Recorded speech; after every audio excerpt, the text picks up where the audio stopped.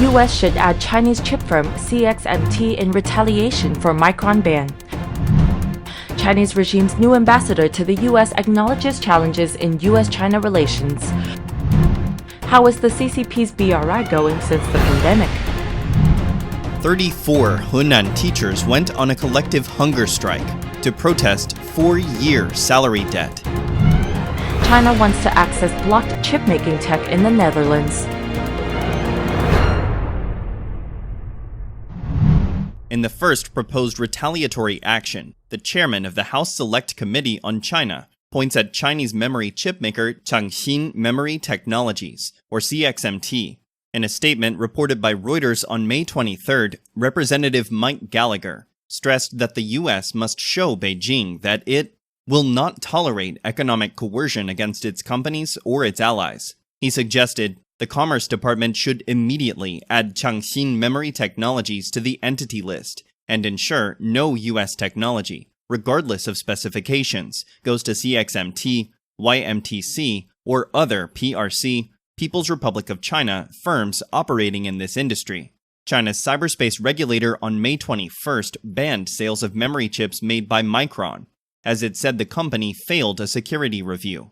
However, it didn't specify what violation or risks were associated with the claims, which the White House said on May 23rd was not based in fact. Gallagher also urged the Commerce Department to work to ensure companies would refrain from taking advantage of the market share left by Micron. It includes foreign companies that make memory chips in China and has permission from the US to export them. He added that the department should also engage allies such as South Korea. Reuters said chips developed by CXMT are seen among specialists as 2 to 3 generations behind global leaders such as Micron, Samsung, and SK Hynix. The Chinese regime's new ambassador, Xie Feng, just arrived in the US, as Washington has signaled that they want to cool the tensions between the two sides. After landing in New York City on May 23rd, Xie told reporters he wants to boost US-China relations amid serious difficulties and challenges. Xie said, "We hope that the United States will work together with China to increase dialogue, to manage differences, and also to expand our cooperation so that our relationships will be back on the right track." Xie noted that, "I have come here to safeguard China's interest. This is my sacred responsibility." Xie Feng's appointment as the new ambassador comes after a series of heated incidents between Washington and Beijing. Relationships became strained after former House Speaker Nancy Pelosi visited Taiwan, and Secretary of State Antony Blinken had to postpone his planned trip to China earlier this year due to the Chinese spy balloon incident. However, President Joe Biden said in Japan last week that he wanted the tensions to thaw shortly. The last position that Xie held was a vice foreign minister of China, in charge of overseeing policy toward the US.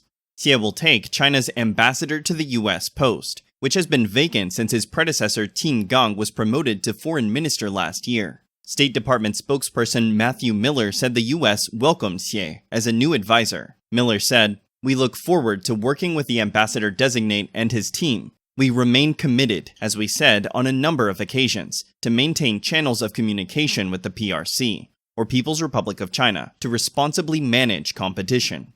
According to Reuters, Xie has previously taken an assertive stance with US officials. For example, in 2021, when hosting Deputy Secretary of State Wendy Sherman in Tianjin, he accused Washington of fabricating an imaginary enemy in China. This year marks the 10th anniversary of the Chinese Communist Party's, the CCP's, launch of the Belt and Road Initiative, the BRI.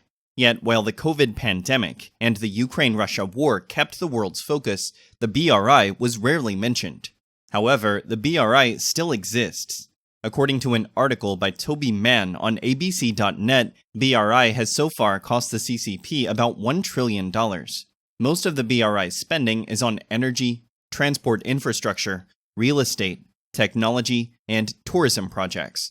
Professor Jane Gawley, an economist at the Australian National University, said 152 countries had signed the commitment to join the BRI. Analysts say the BRI's most expensive project is the China-Pakistan Economic Corridor, or CPEC, costing $92.5 billion. However, CPEC will give China's regime land access to Pakistan's deep-sea ports on the Arabian Sea and its 231 million strong domestic market. The BRI is seen as a massive debt trap set up by the CCP to subject countries to its regime and help the force ruling China to reap profits. So, many countries have become wary and gradually abandoned the BRI. In 2021, the Australian government terminated Victoria's BRI agreements with the CCP. During 2013 to 2021, Malaysia cancelled many BRI projects, with an investment amount approaching $17.4 billion. Similarly, Kazakhstan withdrew from $2.25 billion worth of BRI projects. The figure for Bolivia is $1.5 billion. To keep the partners of the BRI, the CCP regime had to spend $359 billion in relief for 22 countries between 2008 and 2021, despite suffering heavy losses from the BRI and the Chinese economy being in a severe recession because of the profound impact of the CCP's zero-COVID policy. Professor Ghali said it would not stop the initiative. Ghali argues that the BRI is integral to helping the CCP under Xi pursue power and influence worldwide. China's Weibo recently circulated a hunger strike statement by 34 teachers in Sanmenxia City, Henan province, who were protesting for having been unpaid for 4 years. The incident aroused social concern, with many netizens criticizing the authorities for their inaction. On May 15th, the teachers said they took part in the recruitment examination for the city's schools in August 2019. They all passed the written test, interview, and health check, and became full-time government teachers.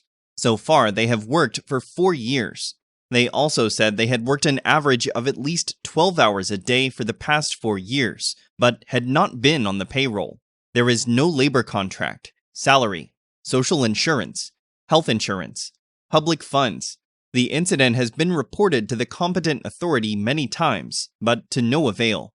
Faced with helplessness and pressure from all sides, 34 teachers can only choose the most helpless way and go on a hunger strike in the city's education bureau to ask for everyone's help until the matter is completely resolved. The collective hunger strike of the 34 teachers seems to have worked. According to Jimu News, on May 22nd, the Education Bureau of Sanmenxia City, Henan Province, issued a notice stating the problem will be resolved as soon as possible, and the 34 teachers are currently continuing their teaching work.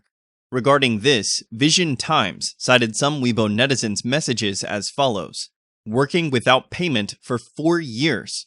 All of you are truly human minds. Hunger strikes can't solve the problem. Such an anti-people government. They are terrified that Henan people can read books and be educated. They just want Henan people not to be able to leave the province. Making Henan people poor and depressed is their goal. We should think of other ways. We shouldn't use our own health to hope to punish others like that.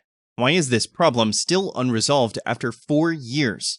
Shouldn't the relevant departments be primarily responsible for this? While teachers are not paid basic salary, the regime is pouring money into Central Asia, working continuously for 4 years without payroll, no contract, and no salary, just based on trust in the party. You guys are naive. In a country where the ruler has no humanity, a hunger strike is probably pointless." Beijing is using trade leverage with the Netherlands to urge it against rolling out export controls for the semiconductor industry. At a joint press conference on May 23rd, China's Foreign Minister Qin Gang said, "As for the issue of lithography machines, China has serious concerns about this. We should work together to jointly protect the normal trade order between us, the international trade rules, and to jointly keep the global industrial and supply chain stable." Qin spoke to Dutch Foreign Minister Wopke Hoekstra, who is visiting China for the first time since the country moved on from zero COVID. The Dutch government is slated to join Japan and the US in introducing export controls on chip technology by mid-July. According to the Associated Press, Beijing had earlier warned of retaliation. At the press conference, Hoekstra also reiterated, "We have shared our national security concerns." He added that both sides would continue dialogue over the issue. According to Reuters, the Dutch foreign minister said at a different conference that the intended export restrictions were not aimed at any specific country, and details would probably be released in the next few weeks. The Netherlands is a supplier of advanced chip-making tools to China. Dutch lithography giant ASML is the sole producer of the complicated lithography machines necessary for developing high-end semiconductors used in electronics. Taiwan's Semiconductor Manufacturing Co., Intel, and Samsung all need ASML machines and services for the tools to build top-notch chips.